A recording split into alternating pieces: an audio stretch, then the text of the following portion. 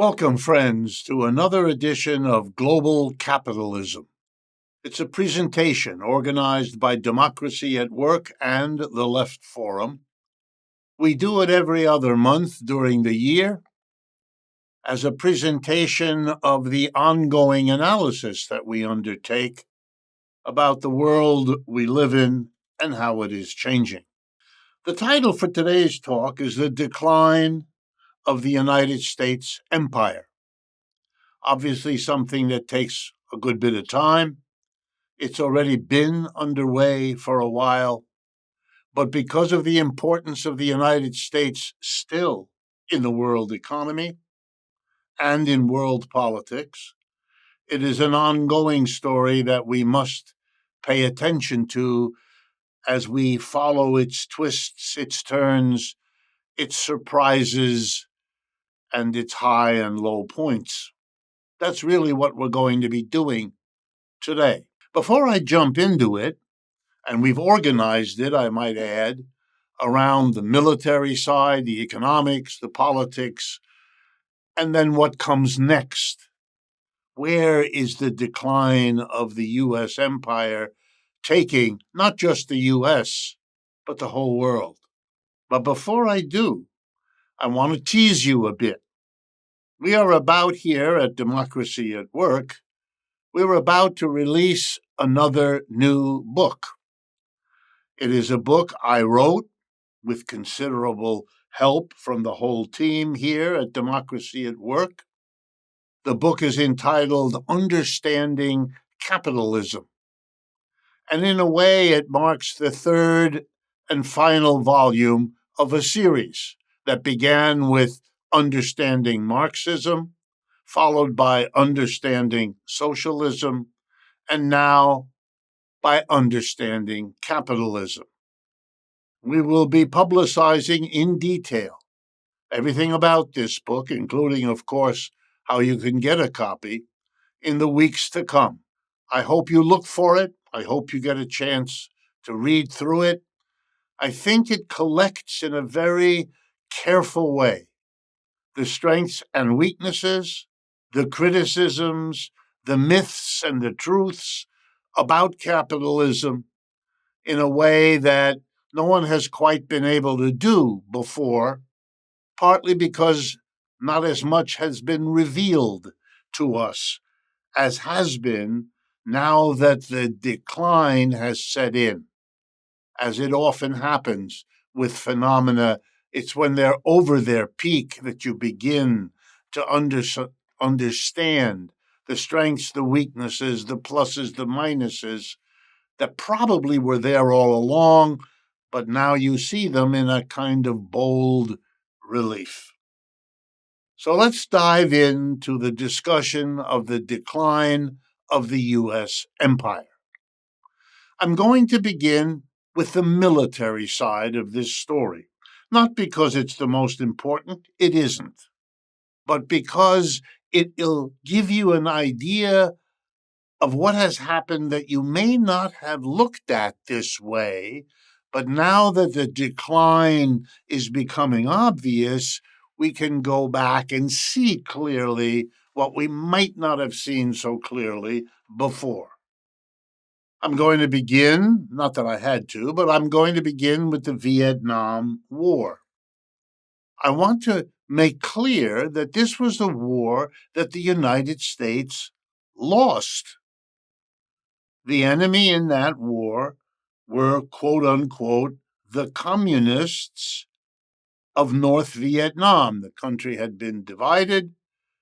Communist Party of North Vietnam was the dominant political agent in the North, and in the South, a separate government, separate society, allied with the United States.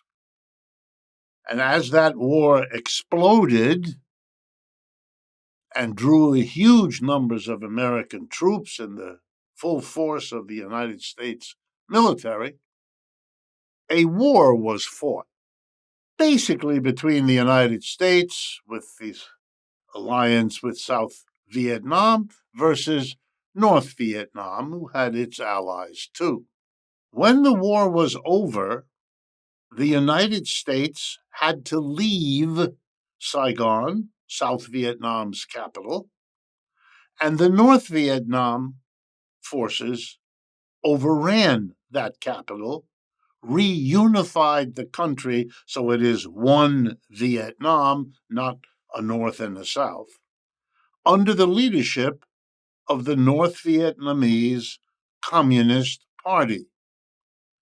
The war was fought against the Communist Party of North Vietnam, which emerged as the victor.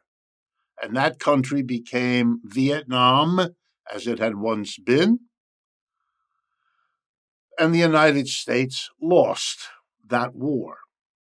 I say it slowly and with a certain rhythm because, in my experience here as a professor in the United States, where I have lived and worked all my life, I am still struck by the number of people in my audiences who, when I finish explaining what happened in the war in Vietnam, let me see with their facial expressions and with what they say that they did not know that the United States had lost that war.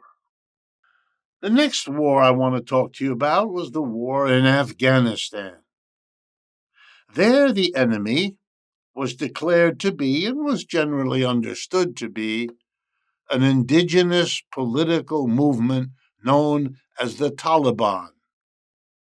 And the war lasted for several years, absorbed a significant number, not on the scale of Vietnam, but a significant number of American troops and American military equipment. And at the end of several long years of warfare, the United States lost that war. It had to leave Kabul, the capital, in disarray and quickly and with great fear and worry. And the capital, Kabul, as was the rest of the country, was very quickly occupied and taken under the control of the Taliban, the exact same political movement against which the United States had gone to war in Afghanistan. In other words, and using plain English, the United States lost that war. Next, we have Iraq, a society against which the United States military went to work, knowing that its enemies were largely those forces allied with Iran, also an enemy and a neighbor of Iraq. And after a long time, with much loss of life all around, some horrible battles, the histories of which have yet to be written, the United States, for all practical purposes, not yet 100%, but for all practical purposes, withdrew, stopped effectively fighting, and that society was taken over by forces that are closely allied with Iran, the enemy of the United States, according to the United States. That war, too, was lost. And finally, I come to the war in Ukraine.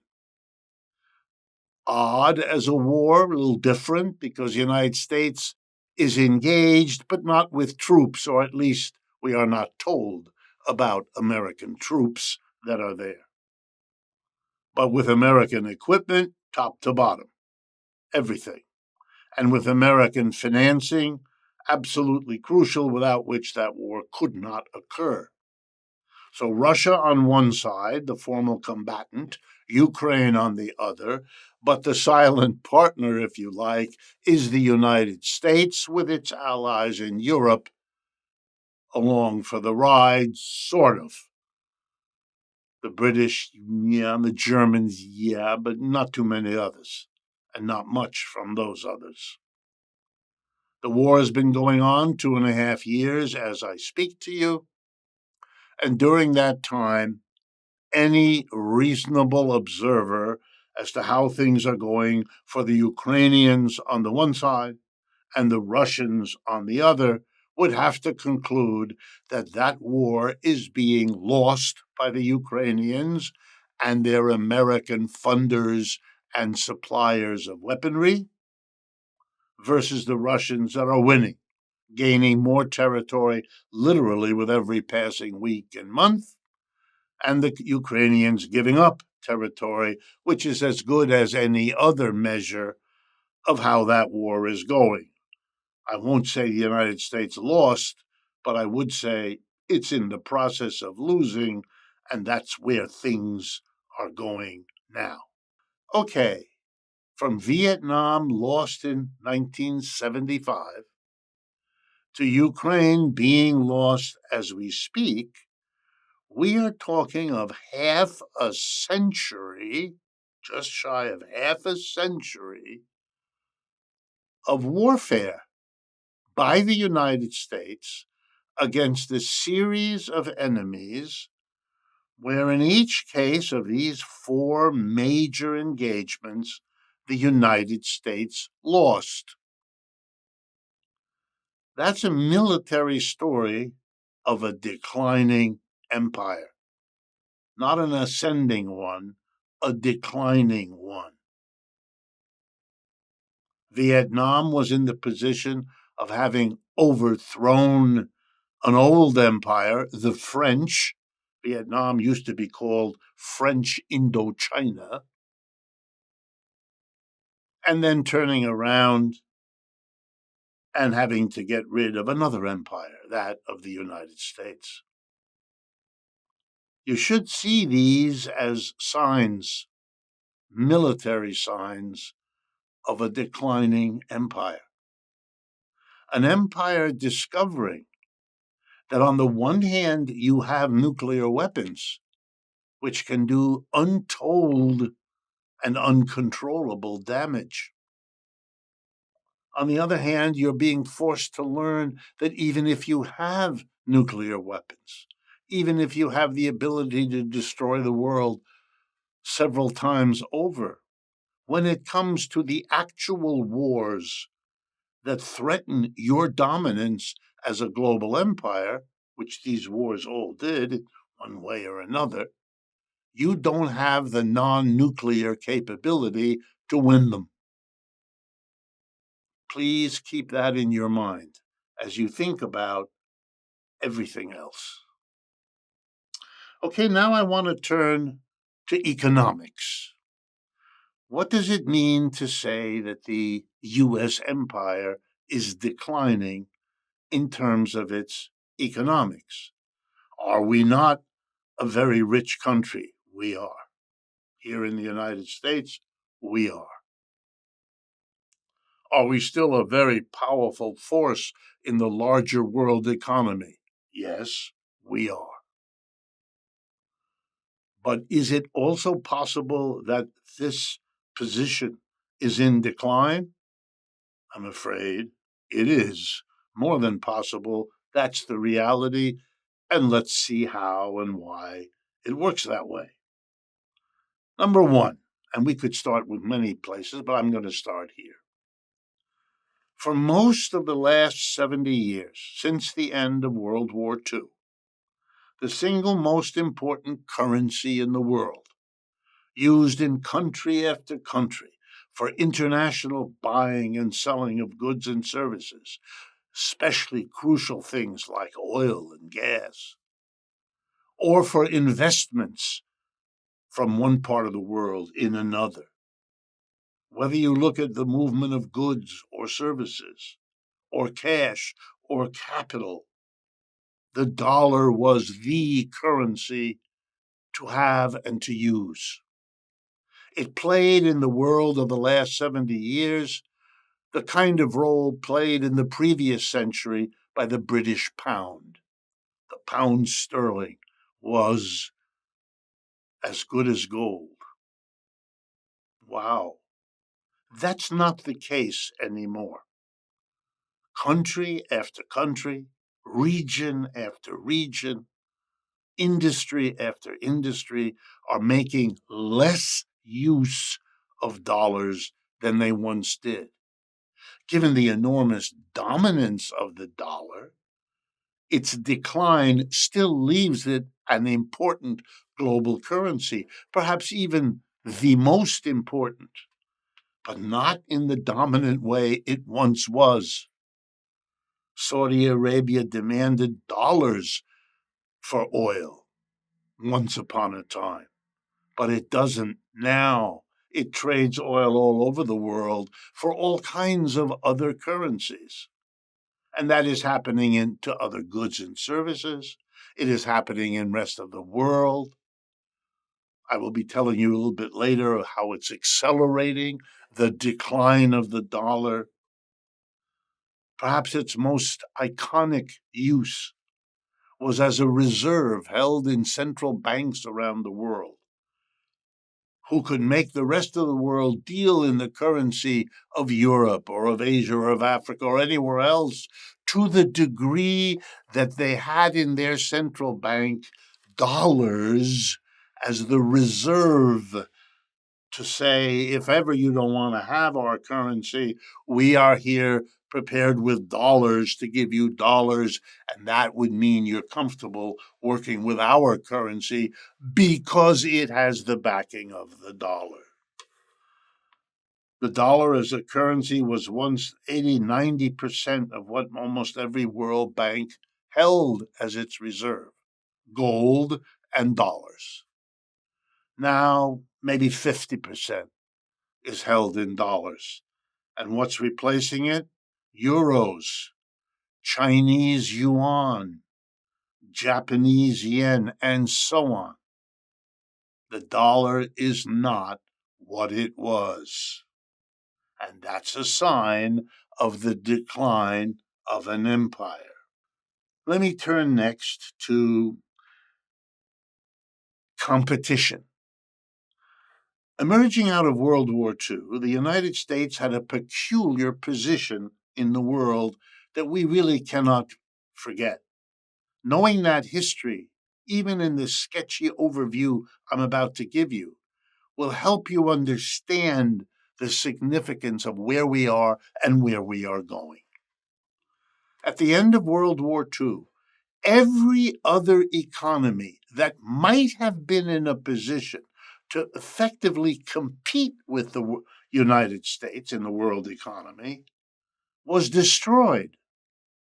Britain, France, Germany, Italy, Spain, the major economies of Europe had all been decimated by the war, either economically ruined or bombed into smithereens, with huge portions of their working age population dead or wounded, cities destroyed, railroads bombed, you name it. They couldn't compete with the United States the way they once had. We can go further and look at Russia, China, India, Japan, likewise wrecked either by their long-standing poverty going into that period of time, that would be India and China, or the degree to which the war ravaged them, that would be Russia and Japan. Bottom line, no competitors, no serious competitors to the United States. And to make this even more dramatic, remember that the United States came out of World War II stronger economically than it went in. It went in after 10 years, more than 10 years of the greatest depression capitalism had ever gone through, the 1930s. World War II happens at the end of that period. The United States was still suffering many, many millions of people unemployed. The war allowed the United States to take these unemployed people, put half of them into uniforms to fight the war, and put the other half to work making the uniforms and the guns and the bullets and the ships and the planes that the war required. It brought this country closer to full employment than it had ever been before or than it has ever been since. Remarkable. The United States emerges strong, stronger than it went in, and everybody else, the opposite. An extraordinary period. And the second half of the 20th century was an extraordinary period. It was the takeoff and the realization of the American empire. The British were long gone. Their empire had faded away at the end of the 19th century. Maybe you could argue it lasted a bit into the 20th, but not for long. Between World War I and the Great Depression of the 30s, and then World War II, any hope that the British Empire would survive was finished. All of its colonies, or nearly all, broke away. India, the prize of the British Empire, end of World War II, that was the end. India became an independent country under the leadership of Mahatma Gandhi. And much of the rest did too. I wrote my doctoral dissertation on Kenya in East Africa, where they made a revolution against being part of the British Empire called the Mau Mau Revolution, which in the end defeated the British. They stayed a few more years, but it was finished, as it was pretty much everywhere else.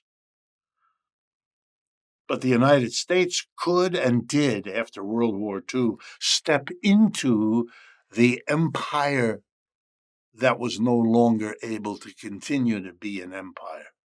You might say of the United States, its empire rose on the ashes of the one that went before. Much as the British, if you read their history, understood that they arose on the ashes of the Dutch Empire, and that they arose, and you keep on going back to the Greeks and the Romans and the many empires the world has seen in the last few thousand years. But that too, as I'll tell you at the end of today, may be coming to an end. This notion that the world is a place of successive empires. And please keep in mind, every empire of which we have any record was born out of the ashes of another, grew over time, changed over time, peaked, and then declined. In that way, the U.S. empire is no different. It was born out of the ashes of the British. It grew spectacularly, particularly across the 20th century. And then it peaked at the turn of the century. And now it is in decline. And while that may be depressing, there is something good about it, because we have the history of lots of others. We have Mr. Gibbon telling us about the rise and fall of the Roman Empire. We've studied the declines. We know that it's hard on the people living through a decline. But because we know it, because we've studied it, because we can and do make comparisons, we are in a position to make the decline of the American empire much less traumatic, much less violent than others have been, if we're wise enough to face and accept that that's a situation we're in, and then learn from history how to make it the best possible decline that we can.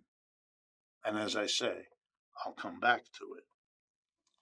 One of the signs of the decline is the fact that we are no longer in a situation, as we were in at the end of World War II, with no conceivable competitor. We now have a competitor, a very powerful and very successful competitor. And we've really not had that for a century. So it's a long time that the United States has been on the way up, economically speaking, getting richer, getting stronger in comparison with pretty much the rest of the world. That's now over. And one of the most difficult things for Americans has been, and still is, to come to terms with what I just said. The competitor, in case you have any doubt, is the People's Republic of China. They are now outproducing the United States in many industries. They have achieved the same level of high-tech proficiency that the United States has, so that in some areas, the United States is still a bit ahead. In other areas, the Chinese have gotten ahead, and that's shifting and changing every day, except with the following pattern. The Chinese are clearly on the way up. The United States is trying to hold on. Very different. Over the last 30 to 40 years, capitalism in the United States did something extraordinary. Not extraordinary for capitalism, it did what capitalism always does, but extraordinary for where it did it. Here's what I mean. Capitalism has always moved its dynamic center. The modern capitalism starts in the 17th, 18th century in England. That's where it explodes in growth, and it's dynamic, pulling people and resources off the countryside into the urban industrial area. The modern cities emerge the way they still look, centers of capitalist industry and growth. But then, over time, capitalism did what it always does. It moved. Its dynamic center moved. That dynamic center left Great Britain and moved to the Western European continent. It took off in places like Belgium, Netherlands, France, then a bit later, Germany, Italy, and so on. Eventually, it moved from Europe to North America, and then it moved to Japan, and then it became global. In all of those situations, capitalism moved. The center of economic growth and dynamic change shifted, relocated. Here in the United States, it's very easy to see. It's right on the surface. If you travel in the first locations of capitalist industry in the United States, the New England states, Massachusetts, Connecticut, Maine, New Hampshire, Vermont, New York, those areas are covered to this day with the very same brick buildings, 3-4 stories high, that housed the initial capitalist industries there. But those brick buildings, those old factories, are empty. You know what's in there now? Yoga studios, leather craftsmen and women, and so on. The center of capitalist industry moved. It left New England and went to what we call the mid-Atlantic states. And then it went to the Midwest. Chicago became the great center. Detroit and Cleveland became the great centers. You go to Detroit and Cleveland today, they are collapsed entities. Why? Because capitalism not only came there, it also left there. And then it went to the American South and the American Southwest and the Far West, and it moved. What was remarkable in the end of the 20th century was not that capitalism moved, it always does that, but it left the United States for the first time. American capitalism didn't do that before. Not on that scale. Starting in the 1960s and 70s, we have an exodus of capital. the core of capitalist enterprise leaves the United States. It goes somewhere else. And over the last 30 to 40 years from now, counting back, we kind of know where the most dynamic centers of capitalism turned out to be. They weren't in the United States anymore. Maybe here or there was still a dynamic capitalist growth area, high tech in Silicon Valley in California might be one, and imitations of that in a few other places, but mostly went to China or India or Brazil or a whole host of other places where what? Where the same dynamic of capitalism operated as it always had. Capitalists left where the profits were relatively low to the places where the profits were relatively high. China offered to the United States capitalists and to European capitalists and to Japanese capitalists an extraordinary deal ever since the 1970s and 80s. Here's the deal. We want to stop being one of the poorest countries on earth, which China was. We want to develop into a modern, industrial, middle-class type country with the standards of living that go with that. That's what we want. It's what you already have, they said, pointing towards us. But we want that too. And so we're going to go to the capitalist industries of the world and we're going to offer them a deal. We will give you really well-trained, well-educated, disciplined workers that we have trained in our schools, workers who are relatively healthy, relatively well-educated, but will work for wages a small fraction of what you're paying in the United States. And number two, we're going to give you access to the market here in China. We are the largest country on this planet by population. China was that until a year or two ago, and India took over that position. And they said our economy is growing quickly, which it now was. So we're the biggest population and we're growing quickly. Here's what we offer you: the fastest growing market in the world right now.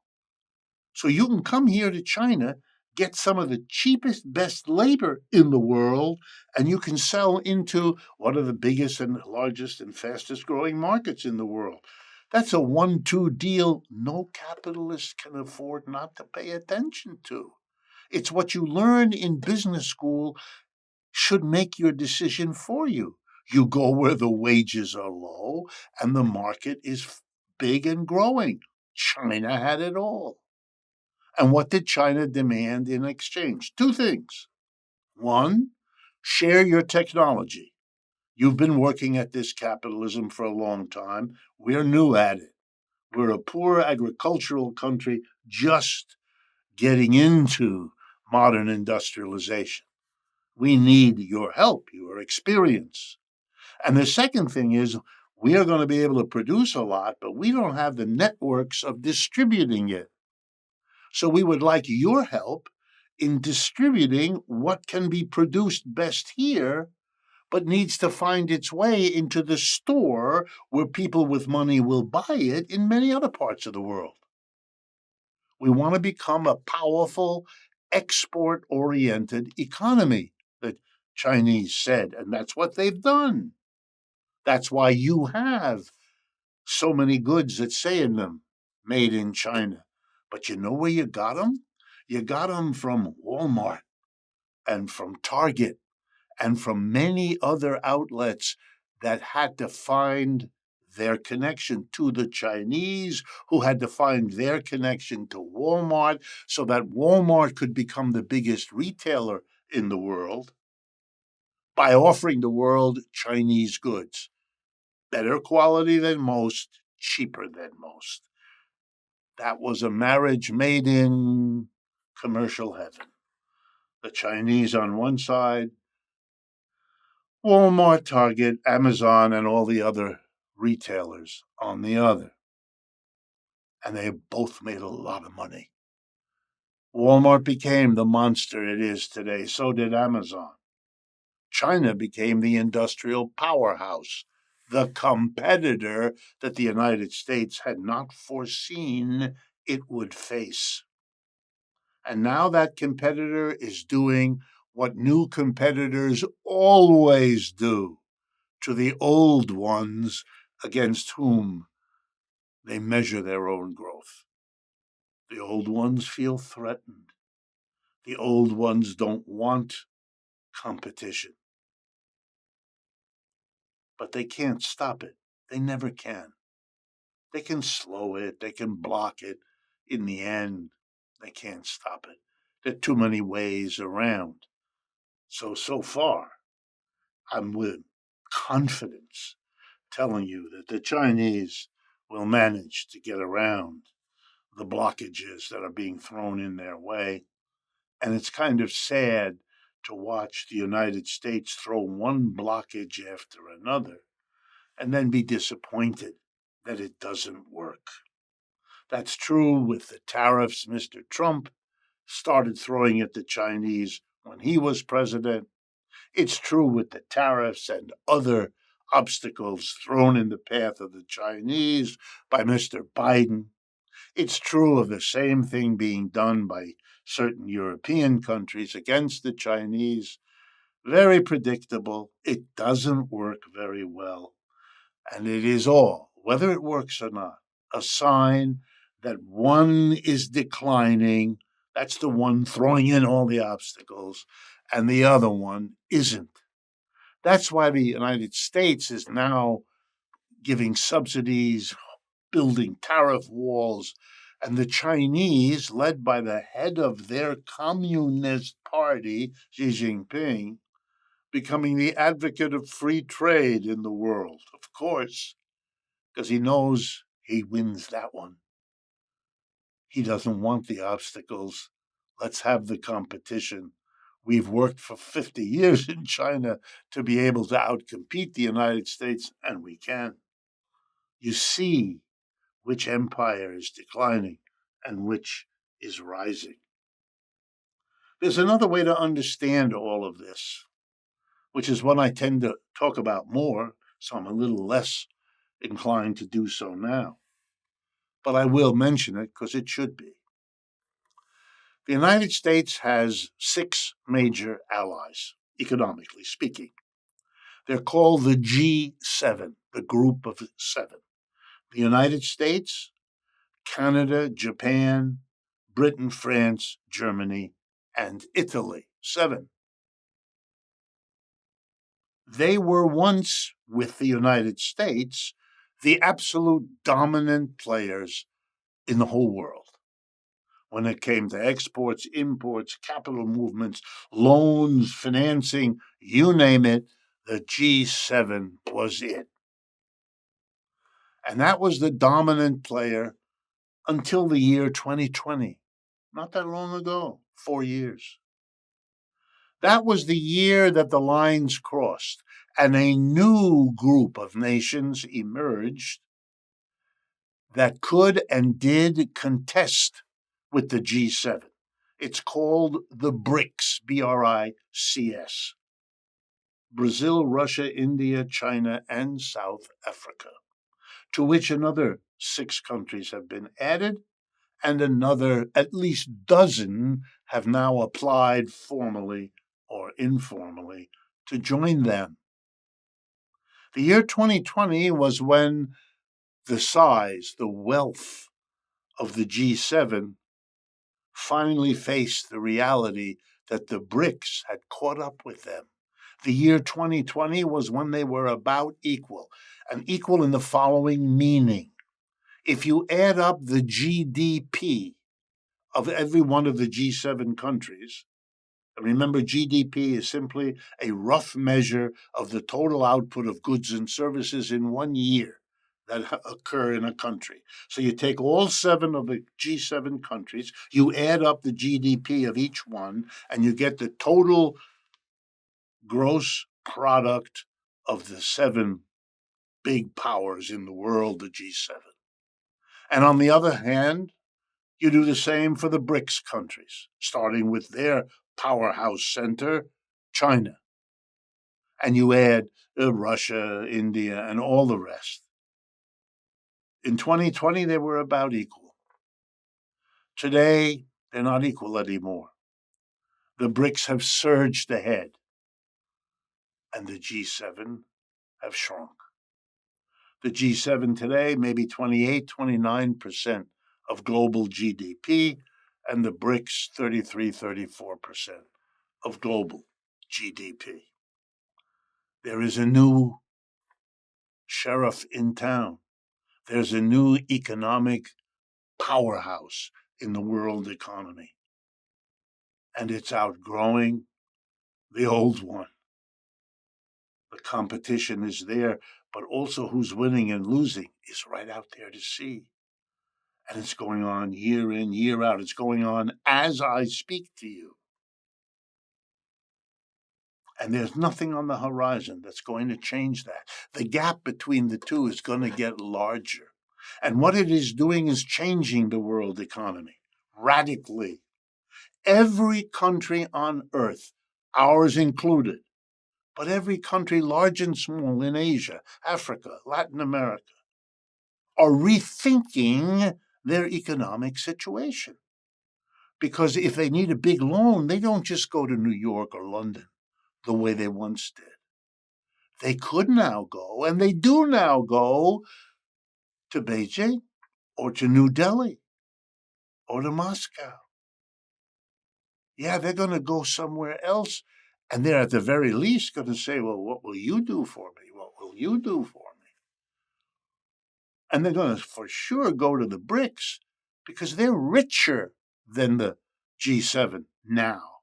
They have more money with which to cut deals with smaller and medium-sized countries around the world that are needy one way or another.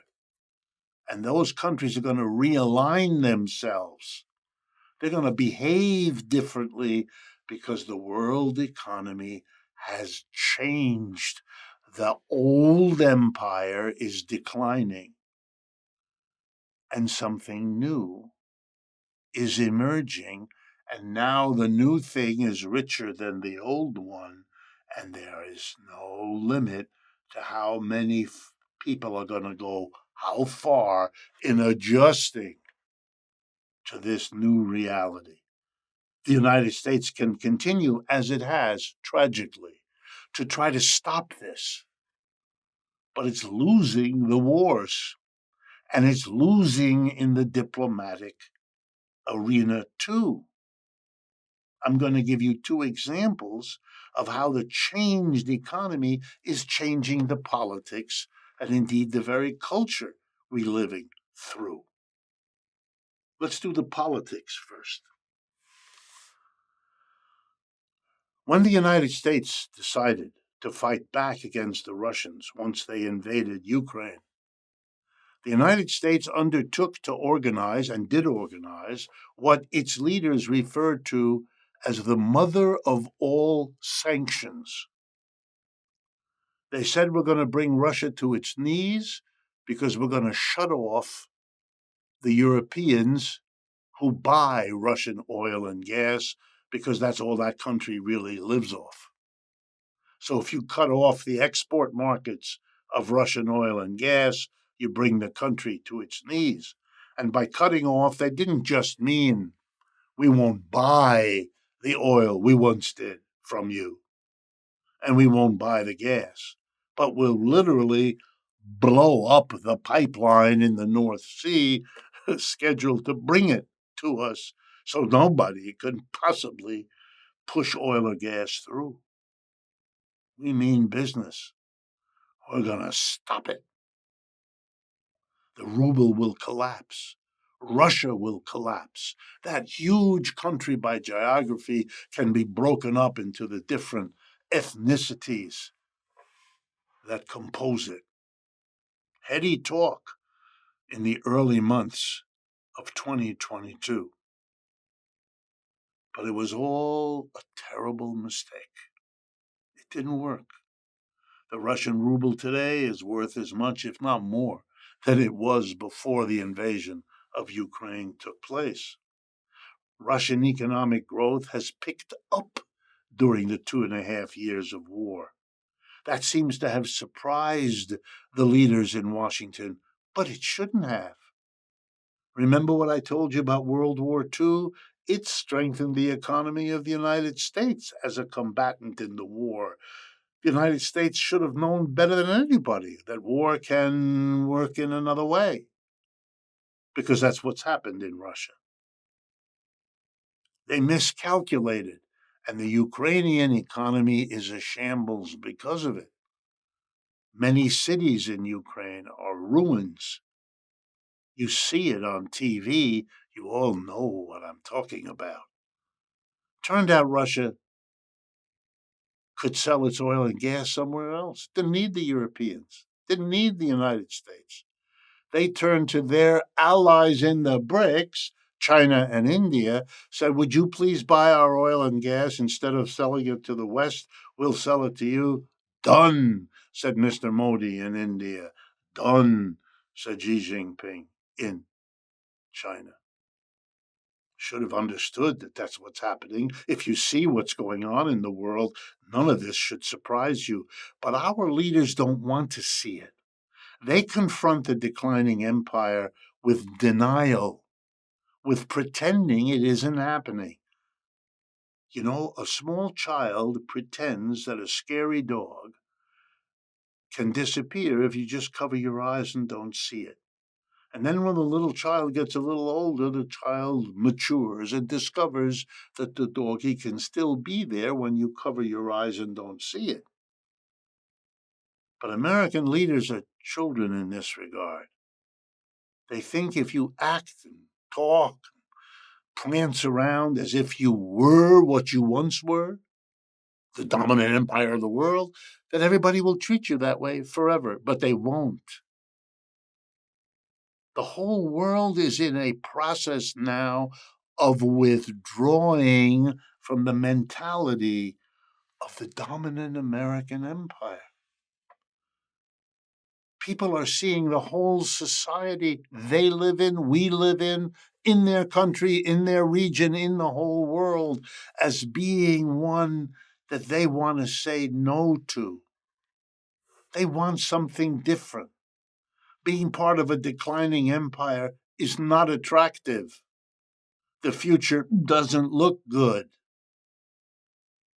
You don't feel positive, and you act that out, even if you deny everything that I'm describing in terms of declining empire.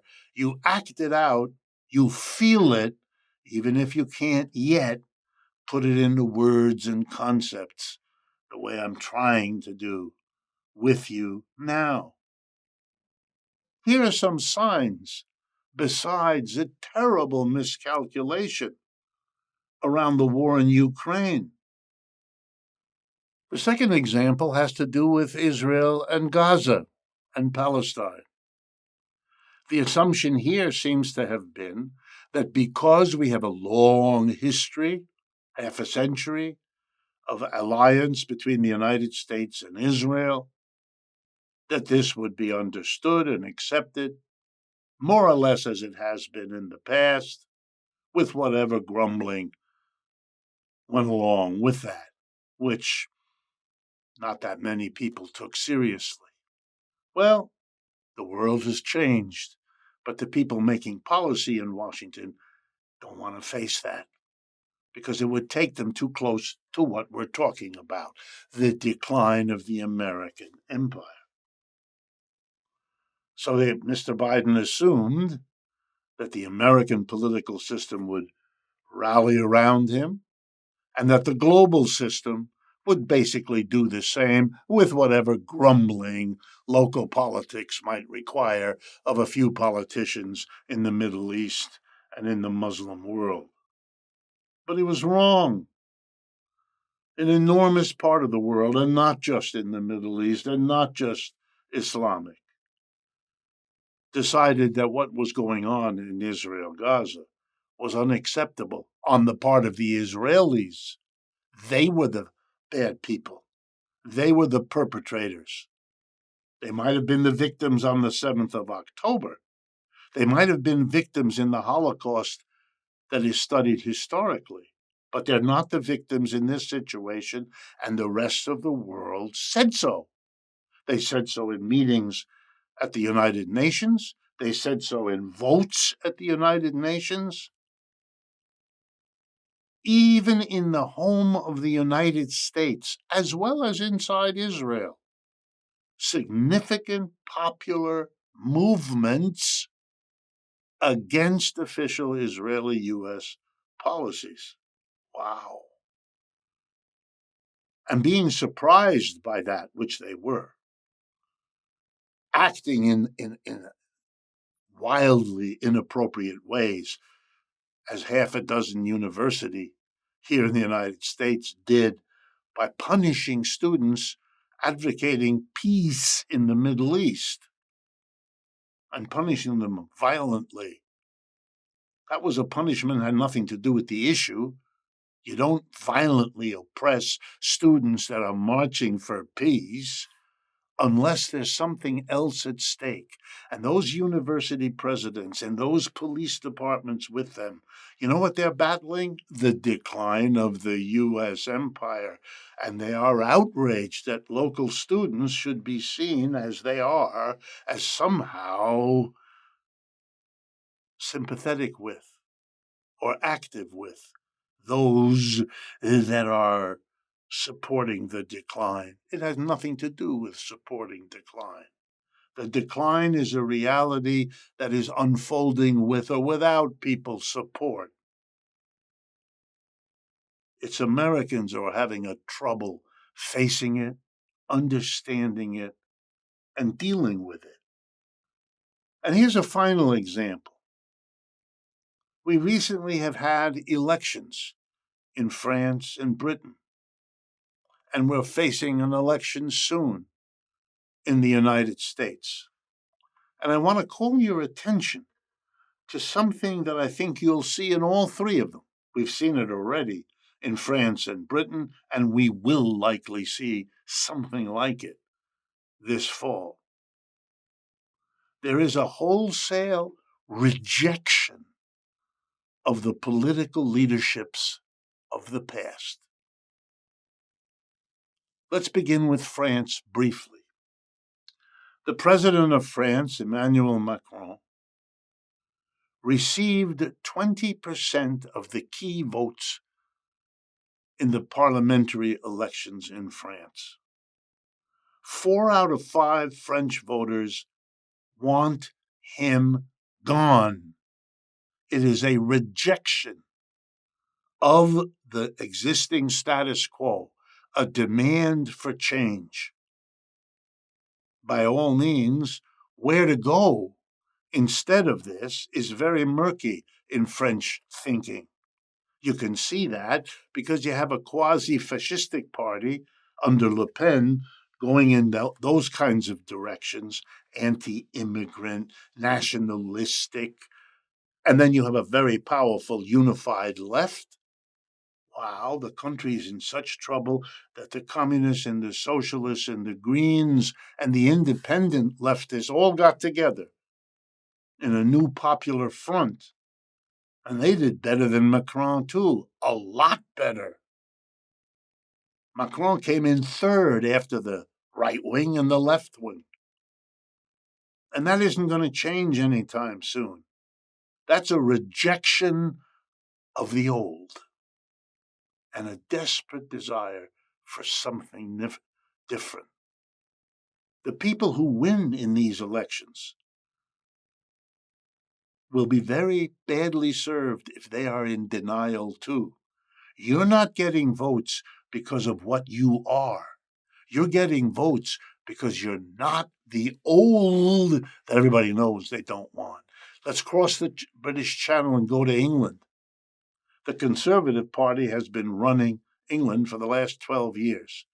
What the vote accomplished in England on the 4th of July, 2024, was the absolute, total, and unmistakable rejection of the Conservative Party, which ran the country, was the sitting incumbent political party, is now a tiny fraction. The Labour Party, to the left of the Conservatives, not much, but a little, the Labour Party has 470 seats in the parliament, and the Conservative Party has 100. I mean, a complete rejection. Do the people love the Labour Party and its new leader, Mr. Starmer? Not at all. The vote for them wasn't much different from what it was years ago. You didn't see people leaving other parties and going to the Labour Party.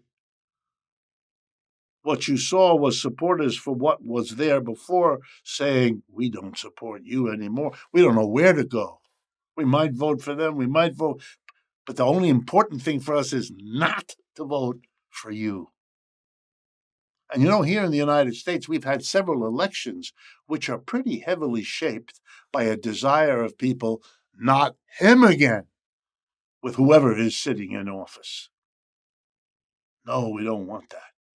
We want change. I want to conclude by talking about what comes next. Where are we going with this? And I want you to think with me about some what if kinds of questions. And I want to start where you have to start, I think. The rise of the People's Republic of China, its alliance with the BRICS, and the increasingly dominant position all of this represents. And I want to leave you with a question because I can't answer it. You can't, I can't. But often, as Albert Einstein used to say, the question you ask is more important than the answer. It's the question that directs you as to where to look for whatever answers you find, and therefore is the key thing. So I want to leave you with a question. China and its allies are arriving in that kind of ascendant position that puts them at a place where they're going to have to make a choice, whether they're conscious of it or not. And I want to make it explicit because I want all of us to do what we can to push that choice in one of the two directions. China may go and do what countries in China's position, including the United States, did in the past. In other words, on the ashes of the declining U.S. empire, China may erect a new empire that we will all come to call the Chinese Empire, much as we call the U.S. Empire or the British Empire, or on and on back to the Roman and the Greeks. But there's an option. There always was, and now we can put it on the table. The Chinese could decide that maybe we are ready as a species, as a human community, not to have a new empire replacing the declining old one.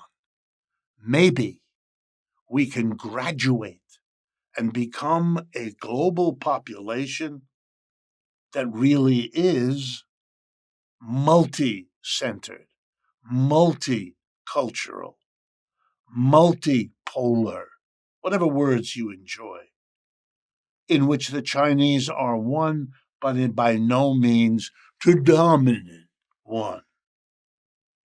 There will be no dominant one. There will be a decision by all that none of them be dominant. It's like the decision made some centuries ago in many parts of the world. No more kings and queens. No more. It's not we're going to get rid of this one and have the next one. Get rid of the father, pick up the son. Get rid of both of them and make the new king come from somewhere else. No, it's like what happened in the American Revolution. The Americans broke away from Britain, ruled by King George III, but they didn't set up their own king, George Washington. They didn't. They made the decision no more kings, not British, not French, not anything. Wow. They were aware of how daring they were in moving to the republic that they dreamed about. Well, the Chinese might do it too. They might say, not we won't have kings, they've done that already, but we are not going to be the empire. We're not going to develop that way. We're going to develop in a different way. That's a big if. What if the Chinese did that? What would be the proper reaction of the United States? We are living through a presidential campaign where none of these issues is even being raised, where we're pretending we're not at the cusp of this enormous historical decision, which is in the process of being made, only without an American participation, because it's too busy trying to hold back the Chinese, which isn't working anyway. I'm going to close with asking you another what if question about where we are. Suppose that there's a basic issue facing China, the United States, and everybody else in the world today that you haven't thought about, that hasn't been in the public eye. Here's the change.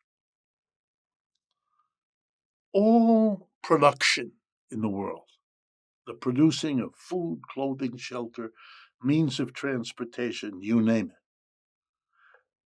all workplaces in the world, with a few exceptions, factories, offices, stores, are organized in a very particular way, and they have been for a long time. A tiny group of people sits at the top of these workplaces. They are the owner of the company, the board of directors of the corporation. We all know who they are. We don't know them personally because most of us are not part of this group. Let's call them the employers. Private citizens in the United States and UK, government officials in the USSR and half of China. They may be private, they may be governmental, but they're a tiny group of employers either way. And the mass of people, Chinese, American, and everybody else, are employees, hired and fired by those employers. The employers have all the basic economic power. They direct the employees, you and me, what to do, where to do it, how to do it.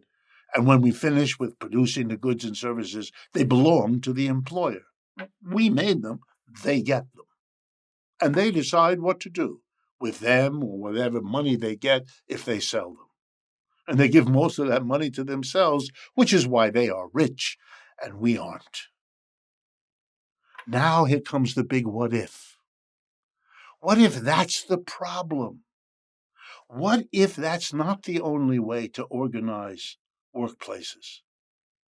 What if an alternative exists already around us called worker co-ops or names like that, which are organized differently, which don't have a small group at the top, in which the employees are their own employers, and the employees are themselves both employee and employer, so that the distinction disappears. Nobody is one or the other. Everybody is both. Now we will run the workplace like any other community of equals. And because we've learned about democracy, we want one person, one vote. That's how we're going to do.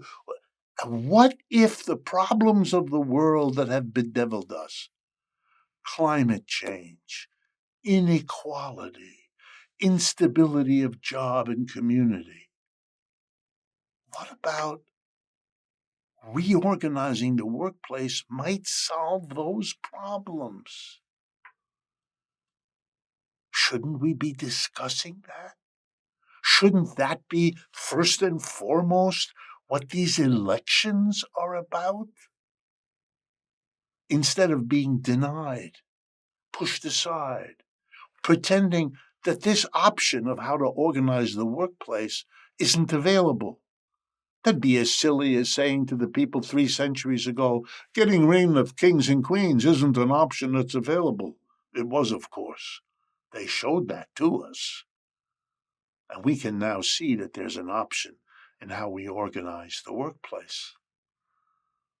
And if there weren't a small minority, then they wouldn't be able to keep the wealth for themselves. The inequality of wealth and income would disappear. There'd be no reason for it and no institutional support for it either. And how would that change the world?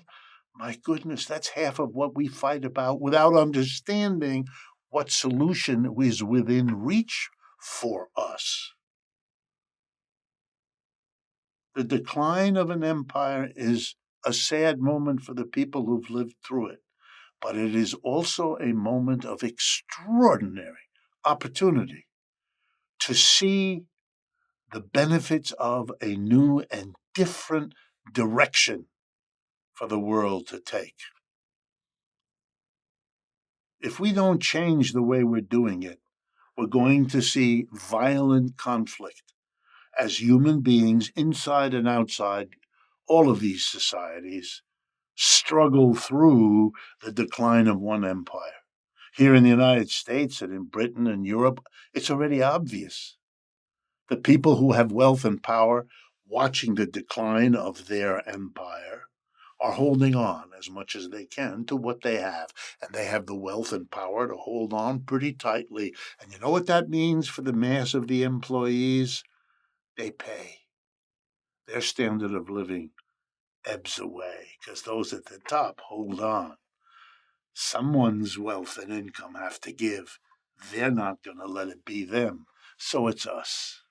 And whether it's inflation that takes it away from us, or a change in taxes that does that, or the substitution of lousy jobs for better jobs, it's all of a piece. It's all part of an adjustment to what our leaders pretend isn't going on. That may fool us for a while, but in the end, I think there's a basis for hoping that wiser heads will prevail and understand both what we are facing and what new opportunities it gives us for the kinds of changes that can make all the difference in the world. Thank you for your attention, and I look forward in a short number of weeks of speaking with you again. Thank you.